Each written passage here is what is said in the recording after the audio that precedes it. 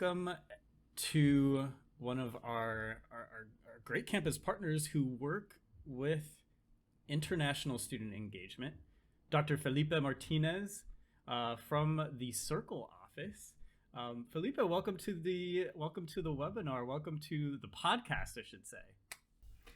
Thank you, Carlos, and thank you, Jenna, for having me. Good morning to you, and good morning or good evening to everyone listening, whatever part of the world you're in currently. Absolutely. Well, one of the things that we like to get started with all of our podcast interviews is for our guests to tell us a little bit about themselves. So Felipe, if you can kind of just give us a little bit of background about yourself, what brought you to the UW, what brought you into higher ed? Ooh, thank you for that question.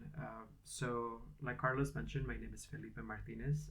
I use he, him pronouns, and I have the honor of serving as the first executive director for Circle. So, Circle stands for the Center for International Relations and Cultural Leadership Exchange. It's a long name, and that's why we use Circle. And I've been at the University of Washington actually on Monday, 4 days ago. I started my 6th year at the University of Washington. So in terms of my journey to the UW, I actually have been at 3 other Pac-12 schools rooting against the University of Washington. So, so I did my undergraduate at the University of California, Berkeley. I worked for 2 years at UCLA, and I was for 10 years at the University of Southern California, where I got my master's and my doctorate, and I essentially work after graduating. And then what brought me to higher education is my own experience as a student. I went to a school that was very similar to the UW in terms of size, in terms of geographic location in an urban setting, and I was lost. As a first generation low income student, I felt like sometimes the place might not necessarily be a good fit, and because of those experiences and questions as to whether or not am I at the right place, did I make the right decision to pick up and go hundreds of miles away from home? Was that something that was a decision at the time where I was 18? And then because of everything that I felt at the beginning, and because of the people that helped me find my footing at the university, that I discovered a passion for higher education, to make sure that students that may feel lost, for students that are having a great time, to let them know that they are part of the Husky family in this case at the University of Washington, and making sure that they take full advantage of everything that the university has to offer. The university is a great school, and then just making sure that we learn to navigate and help students essentially find their way, and then so they can thrive and then reap all the benefits of coming to a great institution like the University of Washington. That's a really great introduction, Felipe. And I it reminded me that even if you live 12 miles away from UCLA, which is where I went to school, you still need, it's still very disorienting. It's a very different place once you transition from high school, hometown, where you are, into a very, very different kind of place. And it's a really nice thing to know that I feel like Carlos, myself, and you all have that in common when we're thinking about how we engage with our students and also with our families. So thanks for sharing that. That's great. Yeah, Felipe, Circle is one of the newer centers on campus. Can you talk a little bit about what does your center do? Why was it established? Give us some background about Circle. Yeah, absolutely. So we officially started on November 2019. So for the most part, our entire experience serving students has been during the pandemic. So we opened our doors a couple months later. We went to remote operations, and we have been doing ever since. So at Circle, we have two main purposes. First and foremost, to support our international student population. So to be able to, going back to what I said about making sure that students have a meaningful experience on campus. So that's essentially our main charge. And I'll talk in a little bit, if you give me the opportunity, on how we do that. But the second charge that we have is to make sure that our domestic and international students connect with each other. because the University of Washington is a leading global university. So what's the point of coming to a global university if we don't provide students from all different backgrounds to make sure that they interact with each other? So some of our programs are exclusive to international students because international students have sometimes specific needs that we need to make sure we address.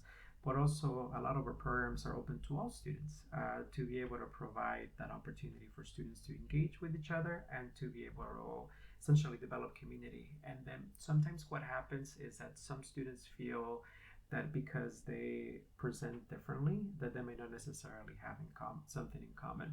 But what I tell students is like whether you're from Los Angeles, like Jana mentioned, or students from Spokane, which is in Eastern Washington, or a student from Mumbai, when they all arrive at the University of Washington, yes, they may look a little different, but at the same time, there's 3 students that are experiencing Seattle for the first time.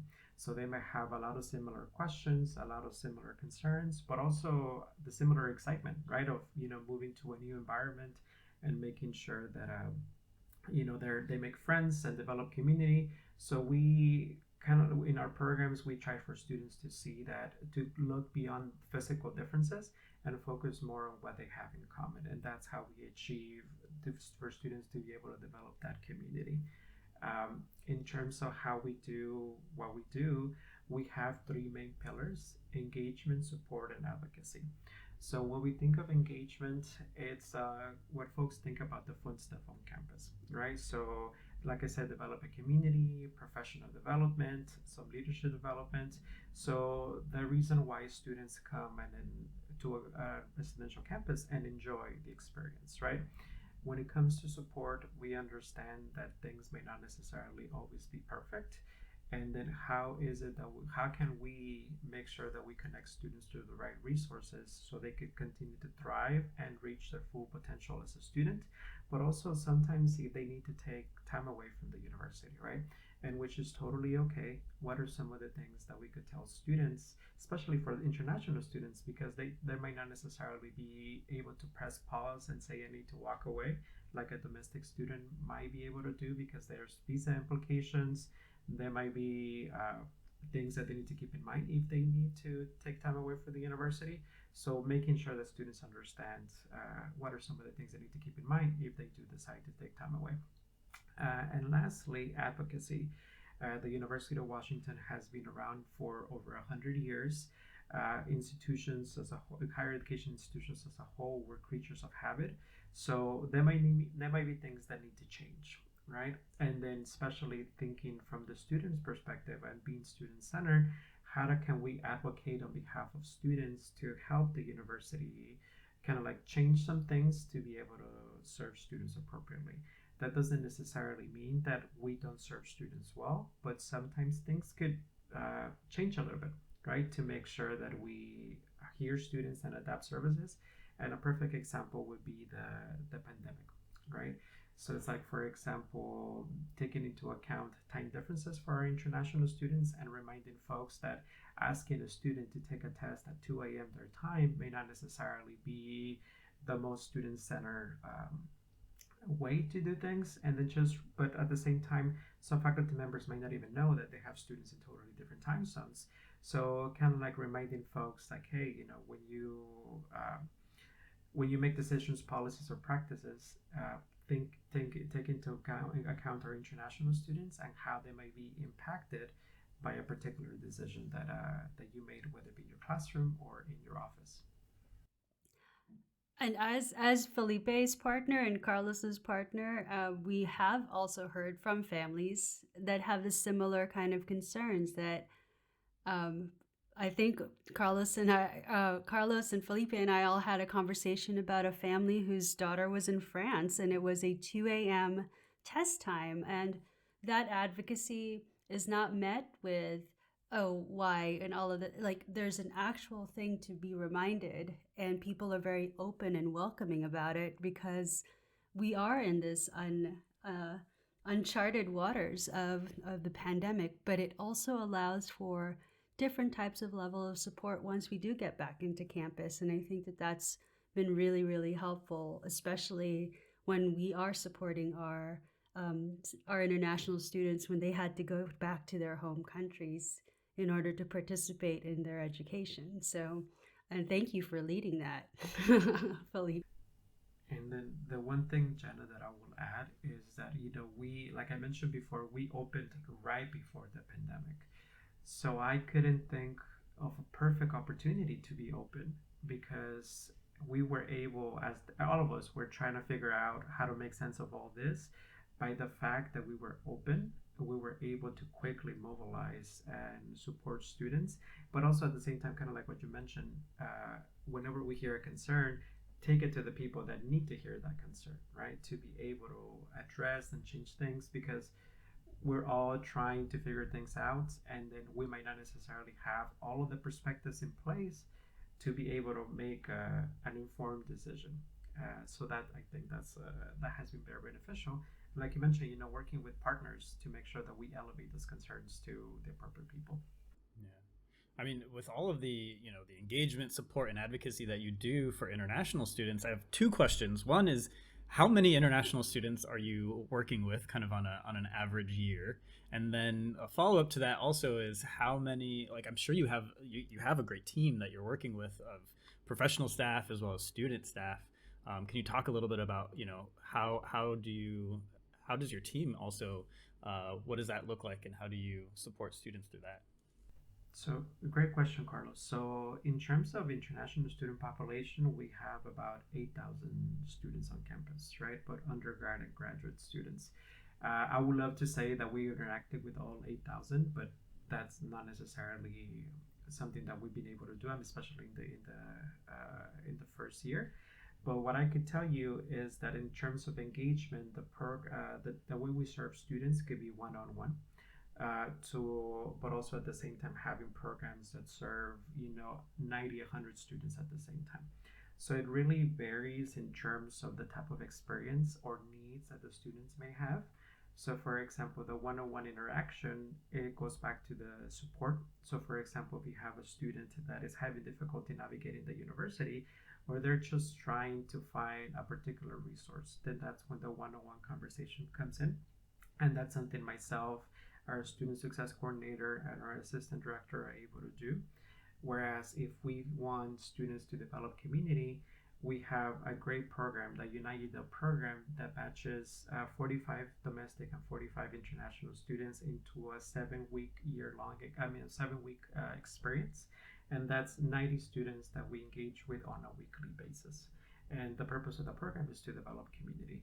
And then anything in between, we have, for example, what we call a community conversation. When we go, and what I mentioned before about helping students see beyond their difference, right? So for example, on Wednesday, we had a conversation about age and ageism. The conversation before that was about LGBTQ identity and question identity.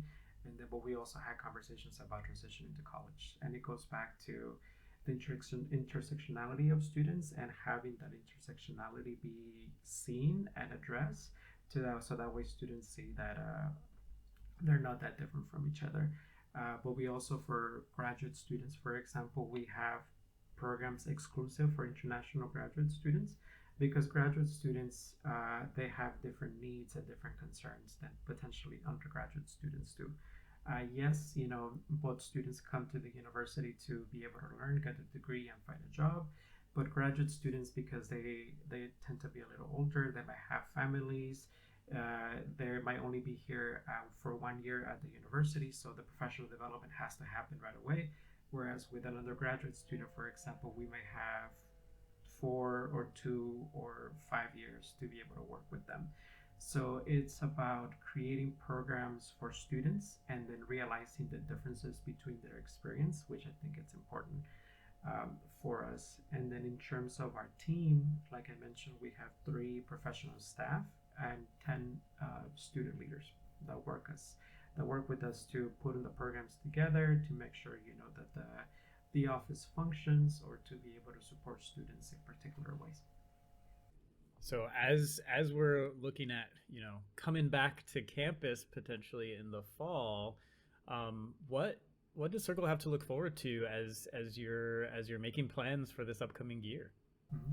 Well, seeing students, it's that will be the main thing, because it's as much as we try to be able to connect and be able to interact and support students, it's so much easier when it's in person, right? And then at that point, just being able to see the person sitting across the desk from you, or in a classroom, to be able to have a workshop, it's easier. So, for example, as a presenter, for me, I'm able to adapt and change things based on the energy that I feel from the room, and that's something I cannot do in Zoom, right? Especially if not everyone is sharing their screen, it becomes a little difficult. So I prefer interacting with students with in person, so I'm really looking forward to that. But also, I'm really looking forward to helping students connect with each other and with the university. So we were really intentional in reminding folks that regardless of where you are in the world, the university is open and services continue to be open. So it's a matter of reaching out. But it's hard for students themselves to, if I put myself in the student situation, to ask for help if I've never interacted with someone, right? So it's like my first interaction with them is on the screen. So being able to connect students with each other in the community are important. Yeah, and it just and then hopefully slowly transitioning into what it's like to be a college student. All the fun stuff that comes with being a student. So an idea that I have that I hopefully get to do this year is to do a tailgate, right? Which is Oh, yes. right. That's my favorite And then idea. Jenna, we have an advisory board, and then some of the students have been on campus for 4 years, and they have never experienced a tailgate. That is a shame. Fact 12. Come on. That is a shame. And Okay. it's a very, when we're talking about international students, right? It's a tailgating and going to a football game is a very American tradition. Yes. And then Yeah. I am with Jenna that your college experience may be incomplete if you don't go to a game and enjoy a tailgate. So it's something as simple as or getting a space in front of the hub, having some food cater, playing some games, kind of like develop the school spirit and the community as part of that tailgate experience. But then also give away some tickets for students to go out and watch the game and support the Huskies. To me, that's the like I said, a very American tradition, but it really helps students connecting with the university and being proud of what it's like to be a Husky, and then hopefully that pride translates into a good experience, and then which in turn will help students feel satisfied about their decision to come to the university. So continuing the programs that we have already done in person, we might continue some remote because we feel it makes some things accessible. So, for example, the one-on-one sessions when it comes with student support will give that student an opportunity to come to the office and be online, because sometimes some students may feel being able to have the connection remote will maintain privacy, and then if they might feel more comfortable doing it. But if they want to come to the office, by all means. So there's some events that we're going to keep remote for that reason, but also being able to offer them in person will be what we're really looking forward to. Yeah, I'm taking a look at for a program that started in November 2019. What I'm seeing is really interesting. There's that one-on-one success coaching. It might not be just academic, but it might just be a really great way to check in with students. I'm seeing your global leadership series. You have your own podcast called In the Loop. And my favorite thing is Tuesday tea, which just seems like a really wonderful way to say, I don't want to talk about school right now. I just want to, Just one being I community. just want to, yes, I just want to have some tea and hang out. Were those things, did they come from the students? Did they come from just a tremendous need for that type of togetherness? Because I feel like there's a lot of ways that you have tapped into and taken this really great opportunity to say, if you're interested in career and networking, there's this. If you need academic and success coaching, there's this. If you just need to chill and hang out, there's this. And then if there's something that you want to have a deeper dive in, there's this podcast. I'm just kind of very curious about how all of those things came together, and if it was a collaborative thing with your student advisory board. Uh, Thank you, Jenna. That's a great question, and it's all of the above. Oh, wonderful. So, so let me start with and going back to the question, Carlos, that you asked about what are we looking forward to. One of it is showcasing our space, because there was a lot of intentionality that came with our space. So at my previous institution, and then this is also backed by research, when we provide students just a space, right, for them to be able to come together and have tea and just relax, or to be able to invite the Career Center to come to that space and give a workshop on how to prepare for medical school, for example. That makes it easier for students to develop community and take advantage of resources, because the resources come into a space where they feel comfortable, but they also have a space themselves where they could feel comfortable. So when creating our space, there was a lot of intentionality on creating a student-centered space that was both conducive to developing community, but also be used as a learning space. So in our student lounge, that's why we're able to have Tuesday tea and just, hang out and relax, but also invite a faculty member to talk about, hey, this is how the best way to approach a faculty member and develop that relationship with them. So that's the space. In terms of how the services would inform, it came from before the office opened. There was a lot of research in terms of what is it that international students want and need, and how can the university create a program, or in this case a center, to be able to address those needs. So that was that, but also our advisory board, and then being able to get real type feedback on what is it that the university, what us in particular, need to do, and relatively quickly, to be able to serve students. So to showcase two of the examples that you mentioned, the Global Leadership Series came from feedback from students that said we need more support to transition back once we've finished, to be able to get a job back in our home country. The assumption is that a lot of international students come to the US because they want to stay and then be able to work after their graduation. Yes, that's a majority of the students, but that's not all of them. There's students that want to go back and then establish a career back home. So the Global Leadership Series came from that, where we showcase alums that, whether domestic or international, that have created a successful career internationally, whether it be in the country that they're from or just in another country.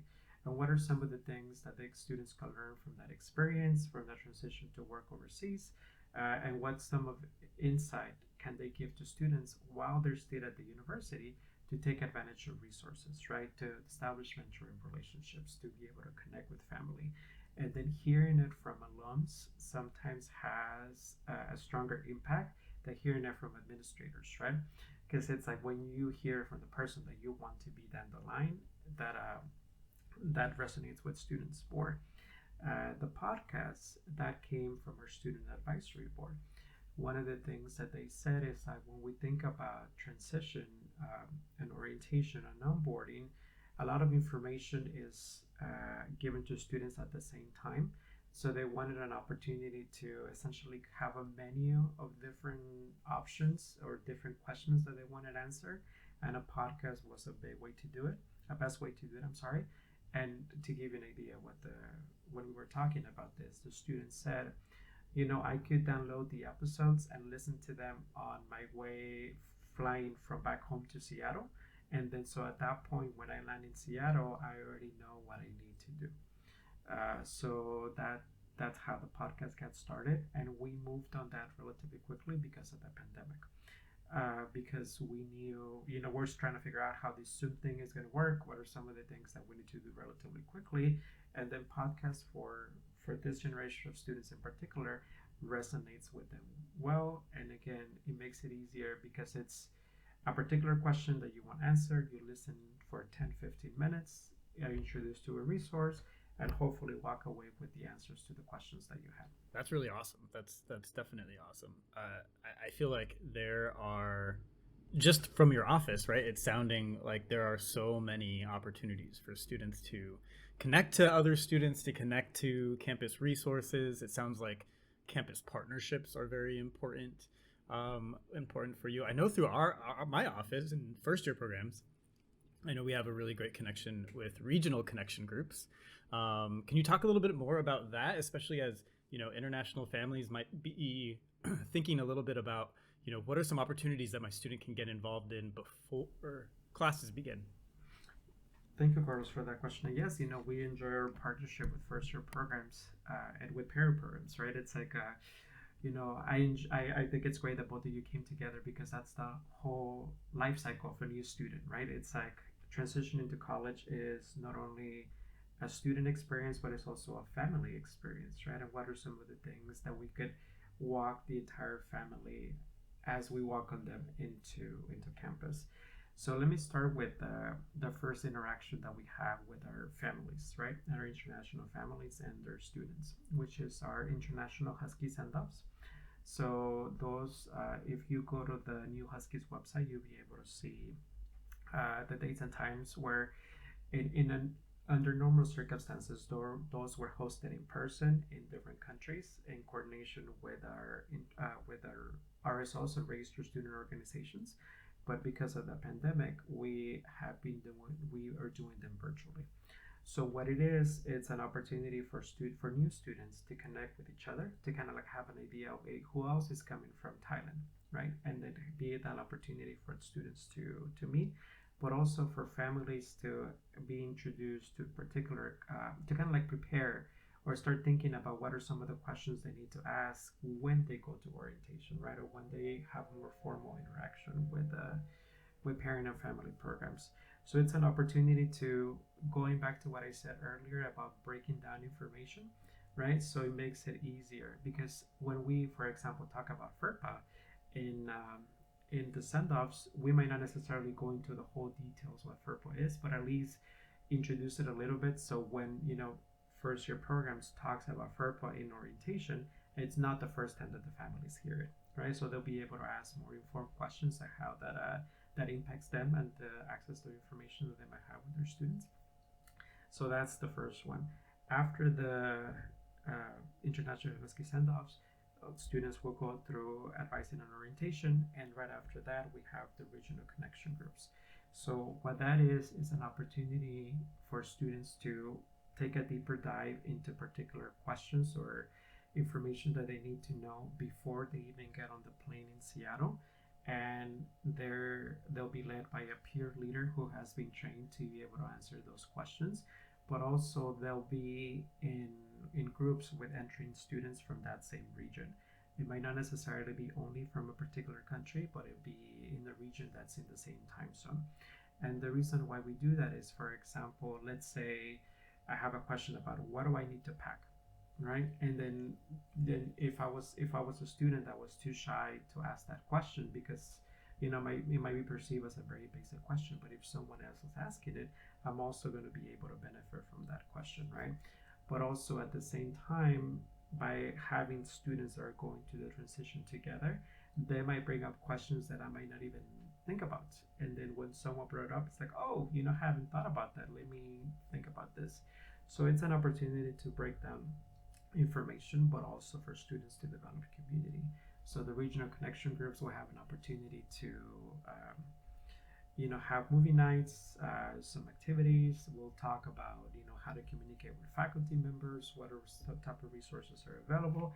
And again, it's just kind of like to break down information and make it a little more digestible for students. So when they arrive in Seattle with our partners in FIUTS and Embark, they'll be able to ask more detailed questions at that point. And then from there, they go into Dog Days, which is a wonderful program put together by first year programs.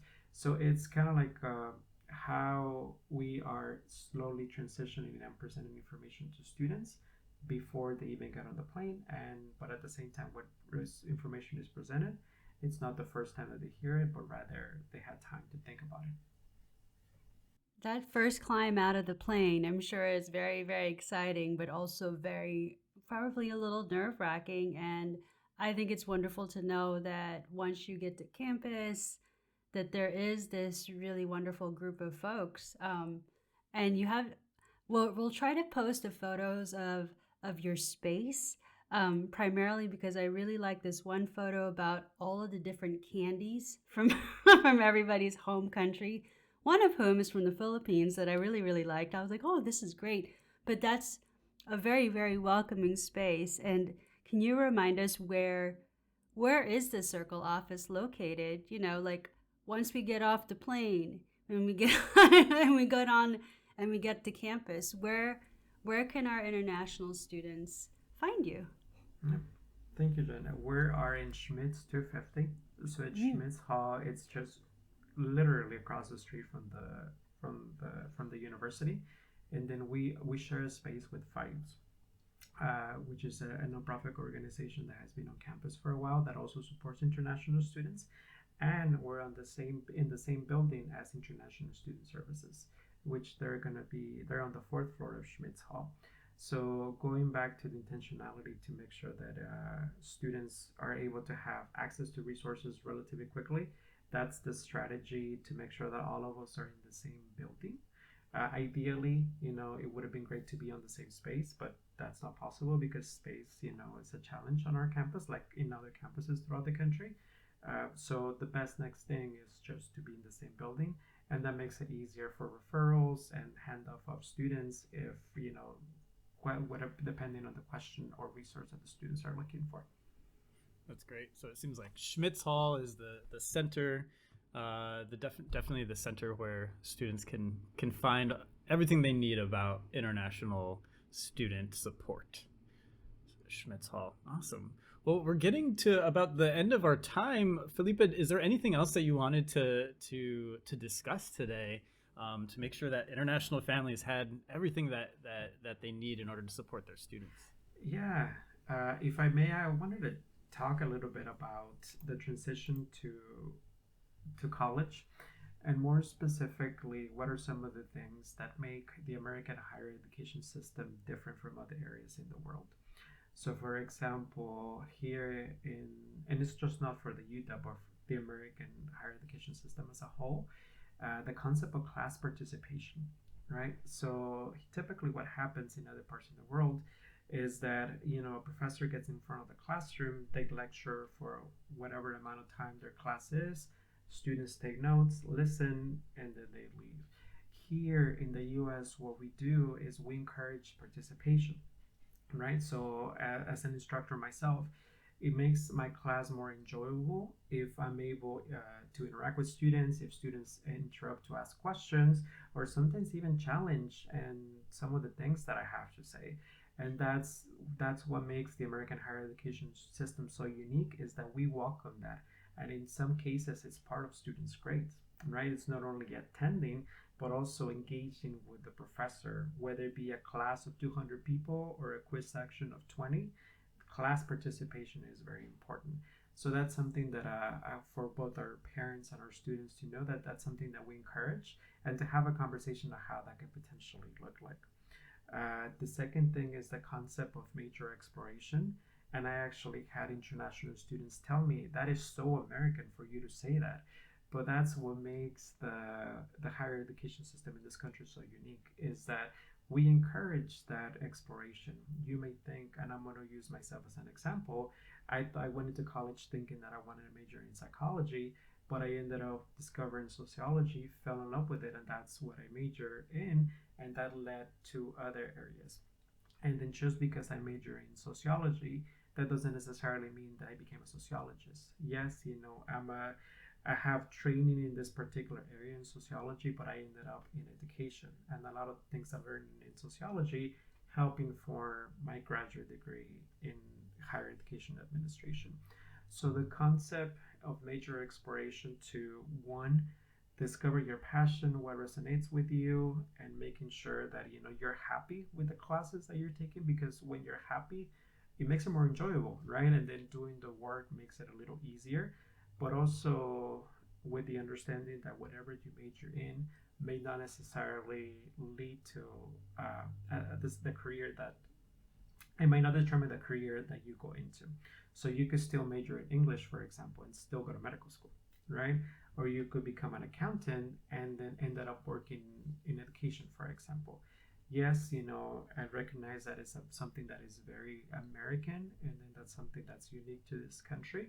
But at the same time, engaging in a conversation of, what makes the student happy, what, how exploration may look like, because that's something that's very important. Something that I joke around is that if I had a nickel for every time a student tells me I want to major in this because I want to make money, right? And then it's like I'll be a millionaire. My student loans will be paid off. Uh, but it's more about being able to have and still receive income after graduation is not necessarily determined by what you do. So this is when experience out of the classroom comes in handy, internships come in handy, and essentially, but campus employment also comes in handy because it's like all the experience that you gain helps you develop your resume and making sure that you position yourself for a career outside. So that's something to keep in mind. So, for example, for international students, they need to have declare a major in order for opportunities to be presented to them as CPT and CPT, curricular practical training. But there's campus employment in which they could still be able to gain skills that don't require that. I mean, that will still allow them to have experience on campus. And then when we talk about transferable skills, and then this goes back to like the programs, for example, that we have with graduate students, is how do we talk about the skills that we have to be able to articulate them in an interview to be able to get the job that we want. So major exploration and classroom participation are very important. And the last thing that I want to make sure for our families in particular that they keep in mind is that it is more than okay if to have questions. It is more than okay to like ask for help. And then that's something that we want to make sure we talk to our students, because some things that I say is that if you knew everything, then what's the point of coming to college if you already know everything? And then so when there's ambiguity and then there's things that you don't know, that's totally fine because the university is a huge place. The key is to reach out and then ask for that help when you need it, because that's what we're here to do, right? And that's what makes it a little different from other countries as well, where students, the institution may reach out to students directly and say, hey, is there something that you need? Here at the UW and in colleges throughout the country, it is expected for the student to reach out because we don't know exactly what you may need, but it goes back to students make the experience that they want to make themselves. So because we don't want to prescribe to students a particular experience, that's why we wait for them to reach out, not only because how they want to engage, but also when they need support. There's a ton of people, especially at the University of Washington. One of the things that I enjoy is that people care about students and people care about making sure that we serve them well, but we don't know what you need unless you tell us. And then that's the main thing. So for families and students to have a conversation about when you need help, reach out, and then reach out early so that we will be able to help you early. And then lastly, I will close with this, is that for our parents to encourage their student is that if you have a question about the UW, don't be afraid to reach out to Circle, right? They might not necessarily have all of the answers, but you'll be able to be guided to the person or the unit that will answer that question for you. And then that's our main thing, is for our office to be a home away from home for students. And that's why I go back to the intentionality in our space to make sure that students feel comfortable, hanging out, coming in and asking questions, because that's the reason why the office open. So don't be afraid to reach out, because at the end of the day, that's why we are open, and that's why we're at the University of Washington. So there's no question that's too basic or too complicated. We're there to help. Well, let's leave it at that. I feel like that's good advice Yeah. for all families, especially international families. Thank you so much for joining us, Felipe. It was awesome to chat with you. No, thank you for having me.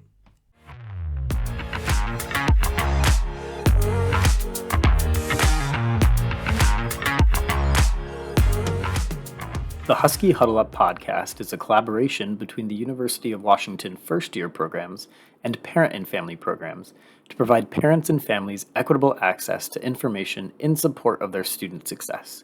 The Husky Huddle Up is produced by Chloe Giselle, a junior in the UW Cinema and Media Studies program.